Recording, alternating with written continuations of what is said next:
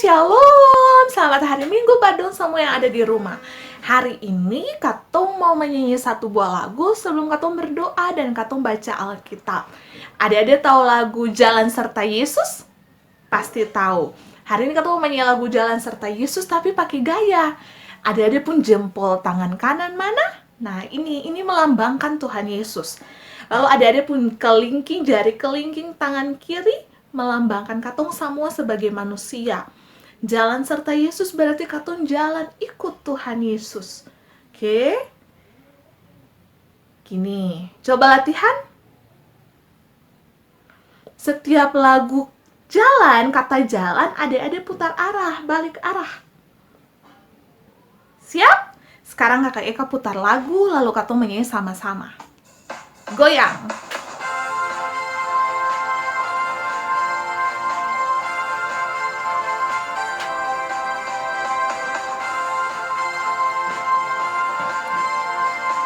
Siap, jempol, kelingking, jalan serta Yesus. Jalan serta Yesus, jalan sertanya setiap hari. Jalan serta Yesus, serta Yesus selamanya. Jalan dalam suka, jalan dalam duka, jalan sertanya setiap hari. Jalan serta Yesus, serta Yesus selamanya. Hore, good job.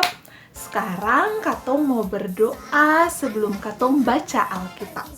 Lipat tangan, tutup mata, lalu Katong berdoa. Tuhan Yesus Allah Bapa yang baik, di saat ini Katong rindu untuk membaca Alkitab. Tuhan Yesus berkati sehingga setiap Katong membaca Alkitab ini, Katong dapat melakukannya dalam Katong punya kehidupan. Terima kasih Tuhan Yesus, amin. Sekarang adik-adik yang berada di Alkitab, lalu adik-adik buka di Perjanjian Baru. Kisah Para Rasul pasal 4, ayatnya yang ke-23 sampai ayatnya yang ke-31. Kalau sudah apa, Katong baca sama-sama. Siap? Doa jemaat. Sesudah dilepaskan, pergilah Petrus dan Yohanes kepada teman-teman mereka.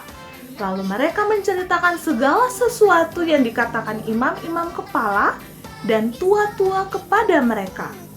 Ketika teman-teman mereka mendengar hal itu, berserulah mereka bersama-sama kepada Allah, katanya, "Ya Tuhan, Engkaulah yang menjadikan langit dan bumi, laut dan segala isinya.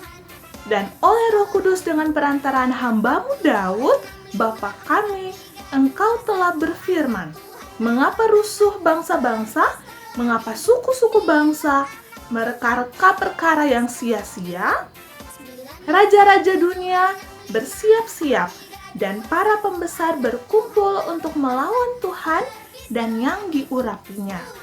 Sebab sesungguhnya telah berkumpul di dalam kota ini Herodes dan Pontius Pilatus beserta bangsa-bangsa dan suku-suku bangsa Israel melawan Yesus, hamba-Mu yang kudus yang Engkau urapi, untuk melaksanakan segala sesuatu yang telah Engkau tentukan dari semula oleh kuasa dan kehendak-Mu.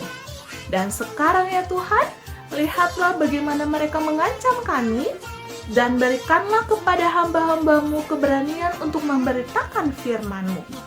Ulurkanlah tangan-Mu untuk menyembuhkan orang, dan adakanlah tanda-tanda dan mujizat-mujizat oleh nama Yesus, hamba-Mu yang kudus." Dan ketika mereka sedang berdoa, goyanglah tempat mereka berkumpul itu, dan mereka semua penuh dengan Roh Kudus. Lalu mereka memberitakan firman Allah dengan berani. Demikianlah firman Tuhan. Adik-adik, kemarin dong cerita firman Tuhan tentang apa? Siapa yang ingat? Ayo, kalau dong lupa dong mesti balik nonton film mulai kembali. Oke? Sekarang Katong firman hari ini tentang jemaat sebagai mitra Allah. Tentang apa? Jemaat sebagai mitra Allah. Hari ini adik-adik akan belajar 3 TKP. TKP yang pertama, katong belajar tentang bagaimana latar belakang jemaat mula-mula. Kehidupan jemaat mula-mula itu bagaimana saat Pentakosta dimulai. Oke, saat sesudah Pentakosta dan para rasul itu mereka menerima Roh Kudus. Nah, dari situlah lahir jemaat mula-mula. Lalu yang kedua, adik-adik akan belajar tentang peran jemaat sebagai mitra Allah. Dan yang ketiga, adik-adik akan belajar tentang bagaimana peran anak-anak, peran katongi sebagai mitra Allah. Adik-adik akan saksikan satu buah video dan di situ ada cerita tentang bagaimana latar belakang jemaat mula-mula, dan Kakak Eka harap ketika adik-adik menonton video ini, adik-adik bisa memahami dengan baik. Oke? Jemaat sebagai mitra Allah. Bagaimana ya latar belakang kehidupan jemaat mula-mula atau jemaat yang pertama itu? Nah, adik-adik, ini tuh kisah Yesus saat terangkat naik ke surga dan disaksikan oleh para murid.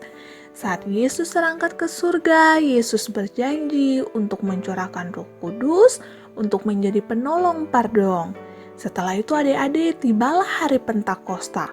Pentakosta adalah hari keturunan Roh Kudus. Saat itu murid-murid berkumpul di suatu tempat dan tiba-tiba ada tiupan angin keras dan ada nyala api yang hinggap di atas dong. Itu artinya Roh Kudus ada bersama-sama dengan para murid nih. Dan dong dimampukan untuk dapat berkata-kata dan menceritakan tentang kisah Yesus. Sesudah itu adik-adik, Petrus nih dia berkhotbah di depan banyak orang dengan semangat. Karena Roh Kudus menyertai Petrus. Adik-adik, Petrus tuh khotbah tentang Yesus yang disalib, mati, bangkit, dan naik ke surga. Setelah banyak orang dengar Petrus pengkhotbah, banyak orang yang jadi percaya kepada Tuhan Yesus. Don juga mau bertobat dan bersedia untuk dibaptis. Semua jemaat yang bersedia dibaptis saat itu don disebut sebagai jemaat mula-mula. Jemaat mula-mula terbentuk setelah peristiwa Pentakosta di Yerusalem.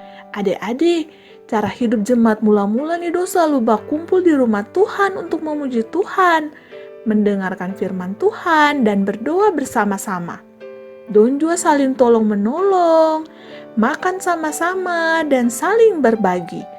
Yang punya uang lebih bagi dengan orang yang miskin, yang punya makanan lebih bagi dengan yang kekurangan makanan. Don belajar untuk menjadi orang yang murah hati, suka berbagi dengan orang lain, dan saling tolong-menolong. Jemaat mula-mula nih dong paling dapat suka dari banyak orang, dan orang paling banyak yang jadi percaya dan mau untuk dibaptis. Adik-adik, apa saja peran jemaat sebagai mitra Allah? Sebagai mitra Allah, jemaat nih turut mendoakan para rasul adik-adik. Jemaat mula-mula nih dong hidup saling berbagi adik-adik. Satu pemakanan dong bagi pas semua. Jadi satu rasa, semua rasa. Don juga selalu sehati dan sepikir. Apapun yang menjadi permasalahan, don diskusikan akang, lalu don putuskan akang sama-sama. Don sen pernah mau egois, satu mementingkan diri sendiri, seng. Don betul-betul kompak, don betul-betul sepakat, don betul-betul satu suara. Jadi jemaat mula-mula ini don paling bekerja sama. Lalu adik-adik, kira-kira apa yang bisa adik-adik lakukan sebagai mitra Allah? Yang adik-adik bisa lakukan tuh, satu, adik-adik bisa saling tolong-menolong dengan teman. Kalau ada teman yang jatuh, adik-adik tolong. Kalau ada teman yang butuh bantuan, adik-adik juga harus tolong. Selain itu, adik-adik juga harus hidup saling menyayangi. Satu sayang lain, sen boleh baku-baku musuh, sen boleh baku-baku pukul, baku-baku sen suka dan tamang, sen boleh. Lalu kalau adik-adik tamang ada yang sakit, pi jenguk dia rame-rame. Pi kasih bahagia dia, hibur dia tuh, supaya dia ngerasa sakit lagi, kasih dia semangat. Kalau perlu berdoa pada dia supaya dia cepat sembuh. Dan yang paling penting adik-adik, ketemu selalu saling mendoakan dan tamang. dan keluarga, dan siapa saja. Supaya Tuhan Yesus juga mau selalu kasih kuat katong, mau selalu berkati katong pun hidup. Amin. Oke adik-adik, katong mau firman Tuhan sudah selesai, dan sebelum katong berpisah, mari katong berdoa. Lipat tangan, tutup mata, lalu katong berdoa. Tuhan Yesus Allah Bapa yang baik, terima kasih katong sudah boleh mendengar firman Tuhan di hari ini. Berikan Roh Kudus kepada katong semua agar katong dapat melakukan firman itu dalam katong pun hidup. Tuhan Yesus, katong mau berdoa kiranya Tuhan Yesus mau memberkati katong anak-anak kecil 2 ini bersama dengan katong pun keluarga, mama, papa, om, tante, kakek, nenek, di mana saja katong berada, apapun yang katong lakukan diberkati oleh Tuhan Yesus. Tuhan Yesus juga memberkati kakak pengasuh dalam tugas dan tanggung jawab mereka masing-masing. Ini doa katong Tuhan Yesus. Sebelum katong berpisah melakukan aktivitas katong yang lain, katong mohon berkat daripadamu. Kiranya kasih karunia dan damai sejahtera dari Allah Bapa, dari Tuhan Yesus Kristus, dan dituntun oleh Roh Kudus mau tinggal menyertai katong semua hari ini sampai selama-lamanya. Amin. Oke adik-adik, katong ibadah selesai. Shalom padong semua yang di rumah. Dadah.